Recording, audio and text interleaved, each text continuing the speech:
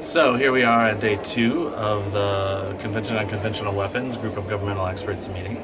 This morning we heard from the military experts panel.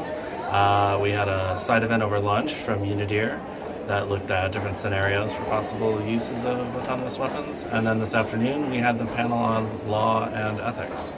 I would say of all the panels, of course, the military panel this morning was perhaps the least enthusiastic about the regulation or banning of autonomous weapons, but yet they didn't really offer many new insights into how we might regulate these systems, other than that there are some certain engineering practices as far as trying to verify and validate the behavior of certain systems.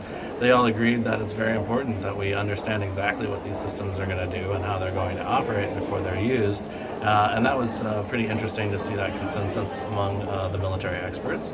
And this afternoon we heard from the International Committee of the Red Cross and several experts, one from UNESCO, talking about both the need for legal frameworks for thinking about IHL and its applicability to autonomous weapons, but also the kind of ethics of the use of these weapons. And I think we've heard some stronger ethical arguments previously. Some of the ethical arguments offered today were some of the weaker ones. That ethics was sort of an aspirational goal that was somewhere above law, and law was somehow sufficient, and ethics was a sort of super moral or extra thing that goes on top of your legal requirements.